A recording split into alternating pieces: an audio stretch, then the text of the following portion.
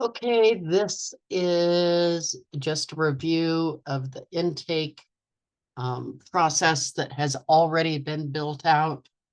And I'm just going to go through it and have you look at it um, and make some notes for discussing things that need to be changed or whether or not it looks fine. So we're going to start by just adding a new client. And for that, we're going to use the new client intake.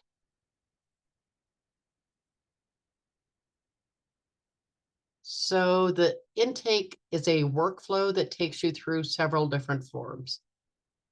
So this first one is this basic demographic information form. Um, Again, this was already built out, so I'm assuming you've approved these entries. And so let's just go through and enter somebody.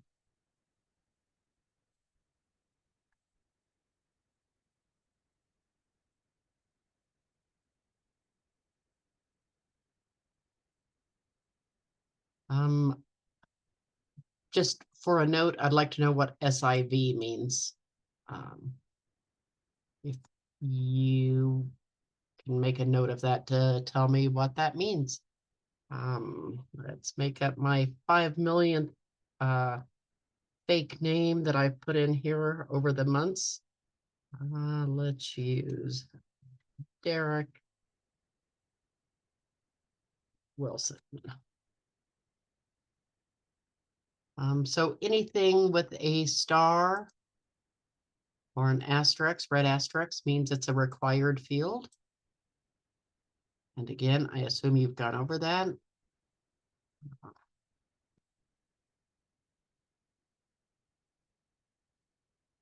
I know sometimes you won't have the social security number, so you'll have not yet received or data not collected um, in that field. Their date of birth,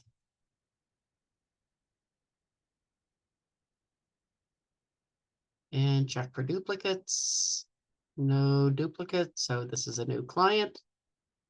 And then it takes you through the rest of the intake information.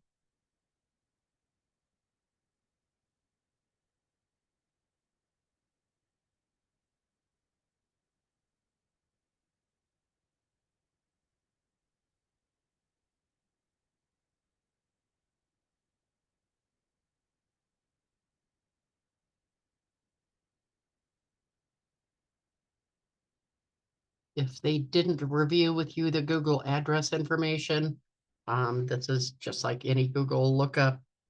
As you start typing, it will populate any close matches. If you see the one that matches, you always want to hit verify address. And then when you highlight, just move your mouse up into, as soon as it highlights blue, you can just click there. What that does is it then populates the city and county longitude and latitude, things like that. The one thing this does not do that you'll need to remember to do is include an apartment number if there is one. So it will look for the building address, but not a unit or apartment number. So that's important to remember. If they have a different mailing address, you can enter that here. And then just your basic contact information, whether it's okay to contact them by phone, text, their cell phone, home phone, email address, and confirm that email address. Pretty basic stuff. When you click save, it takes you to the add a family member field. If you want to add family members, you click add row and fill in that information, just like we filled it out before. The difference here is relationship to head of household. That is self, grandparent, grandchild, husband, wife, domestic partner, mother, father, sibling, daughter, son, aunt, uncle, cousin, roommate, other. Again, almost all of these lists can be edited. most of these are based on a lot of our grant contracts. So some things I'll say, no, let's not change that. We can add it somewhere else. I'm not going to go through this whole process, so I'm going to hit cancel out of there. This next form that it takes you to is the enrollment form. This is where you're going to actually enroll them into one of your programs. Again, if you are backdating, we have the option to change this enrollment entry date to a date that is previous. Remember, this date has to precede any of the dates of service that we'll get to later. So you can't enter, as November 7th as they enrolled in, and then try to provide a service dated November 1st because they hadn't actually been enrolled in your program. Again, something we can go over if you have questions about this. Right now, the options are, we have post RNP, RNP, RCA, or refugee resettlement pre-screen. You will know better than anyone which program they're going to go into. If you're still not sure yet, then we'll click this pre-screen and we can put them into another program later. But for the time being, let's just say it's RNP. The funding source, these are what have been built in there. These are, I think, the accounts they set up so you can document any of the checks or funds that they're receiving. So I don't think it's applicable to this screen. And the service type they have here as employable, non-employable, or minor. Again, I assume you know what these mean. Employable. Urgent issues is just a text box. You could enter anything you want to in here. It's just a text box, so it's not searchable. It's just something to give you a quick reminder. You also from here assign the case manager. When you hit, and Troy, I'll assign this person to you.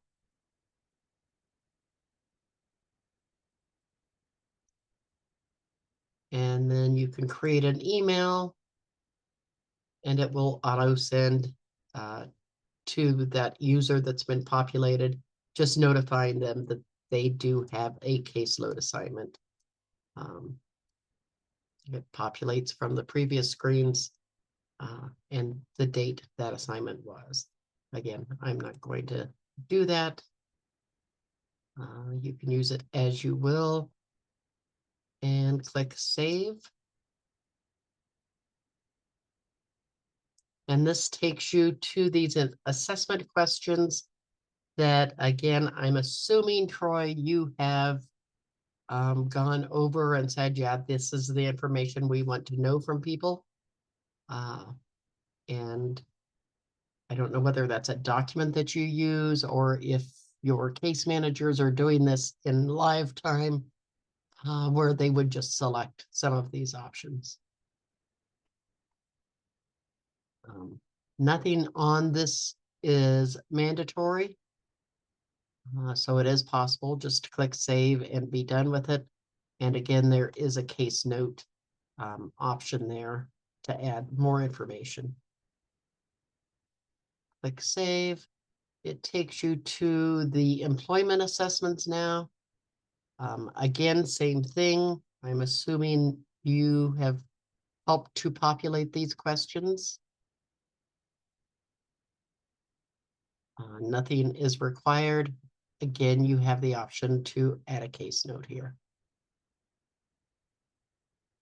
Click save. This is just another generic case note. I'm not exactly sure why they added it in here.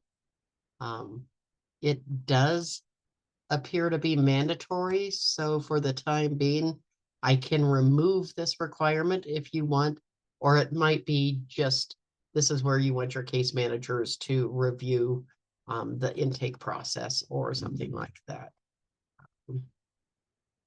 We will call this test and test. If they have not gone through the or the options here, I can do that. You do have the option voice to text. I think it's kind of cumbersome because everything you say gets written down, and you know how I cuss. So it's not a good option for me to use. Sharing means that it is shared for anyone that has access to this client's record. And by access, I mean this case note is shared. If it was something you didn't want anybody else to see, something sensitive, a sensitive subject, you could put my eyes only, which would mean you as the case manager or that case manager supervisor would be the only people that could read that. If you put not shared, it's basically the way we're set up. It's basically the same as shared because it's organizationally only. You want to make sure you highlight the program that this case note reflects. You have the ability to add signatures.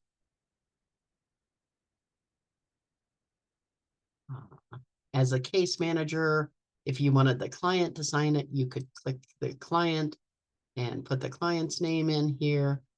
We'll have the case manager.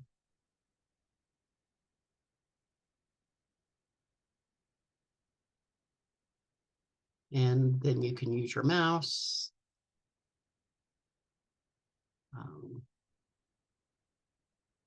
And save that. There is an option to store a signature. And again, that's another thing I can go over with you. I don't want to go through it at this point. And click save. This is what they call the service spreadsheet. As it relates RMP, these are the only things that are populating here. And I'm assuming, again, that this is what they were using to make an attempt at monitoring or requesting funds for an individual. So it kind of takes you into this little mini workflow. The date, the unit value is $1. How many dollars do you want? Well, say 201. And what account that was for, or basically the reason for the request. Let's say this is for rent. Again, an option for a case note. Here's whether this service applies to the entire family or some of the family. In most cases, I'm assuming you will going to click pick all. And then you just click the save button. If you were asked filling out any of these others, you could do that at this time before you hit save. Once you click save, it takes you out of this screen. Save. Tells you your workflow is now complete.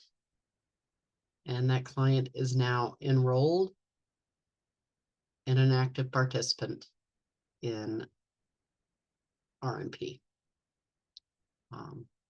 Client will then populate, and you can see in the spreadsheet I've put in here, and again, we can edit this so it shows different things. I've got recent services and current enrollments here. That's just the basics of the new client intake. From here, you also can go to the forms dashboard. You can edit the client demographics here, add a family member if something got missed, visit the program enrollments.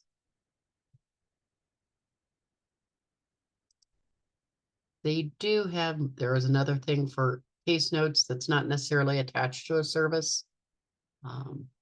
Again, revisit those services. Right now, it appears there's only those three, but if a day later you needed to add, hey, we need to give them a gift card, you could do that here by clicking the add new.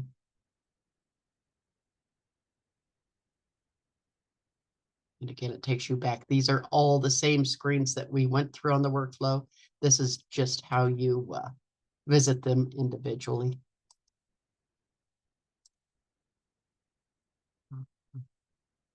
Looks like you have a contact page for their US entity contact. Works kind of like the family, just add new.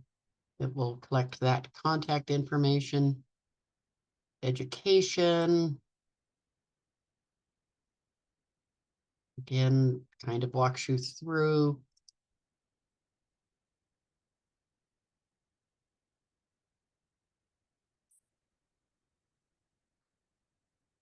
Name of the school, years, degrees, certification, school type. I'm not sure if you're using this. Seems like we could better add this to the intake, asking for their exact level of education. But again, we can discuss that later. Cancel out of there. Go back to the forms dashboard. Again, that non-employment and the employment assessments. Check request. I really haven't visited this yet, so we'll explore this together. Add a new. Okay, this is good to see. I'll honestly need to look into this a little bit further. I believe this is where we were hoping, I think, that this could go directly to accounting, but I'm sure our accounting department won't be able to access this on this end. We'll need to revisit this, I think. It's good to see they put some of this functionality in there. This core services checklist, I think maybe this is what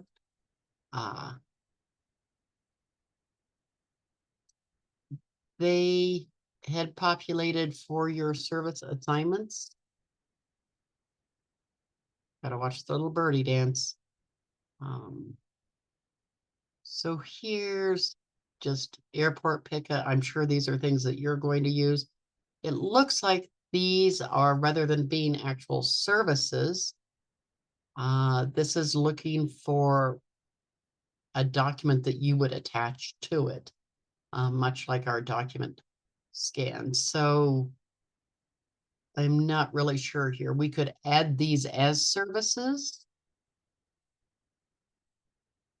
that don't require a document check or a document attached to them. I'm not sure what's required in your file structure, but I'm wondering if this is all part of that big file that you said originally you had hoped would be able to fill this out online, and then decided you'd just upload and attach a scanned document. So again, we kind of need to chat about this and its usage. Cancel out of there.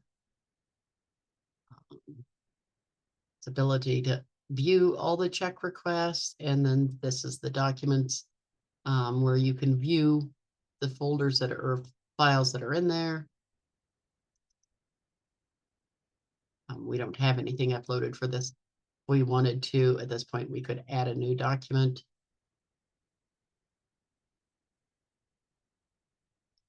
Right now, it's populating everything that I have in there for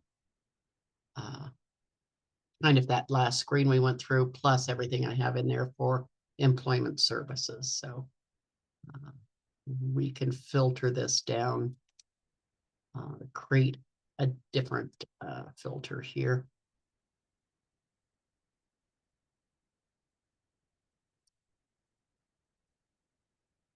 Just called, it doesn't look like they have one. Called refugee resettlement. Again, that's something I can build out quite easily. So cancel out of there. I think that takes us through all of our forms. The next video that I will upload will be on referrals and how you handle those. Those are these next two tabs. I think I've got that working great right now. And it will carry on where this video leaves off. I'm going to end it here because I'm losing my voice and it takes a while for these to upload and render. And I want to try to get it to you by the end of the afternoon. So that basically just took us through the new client intake and just a quick review of what all of the Forms dashboard menu items are. Okie dokie. Hope that's helpful. Thanks.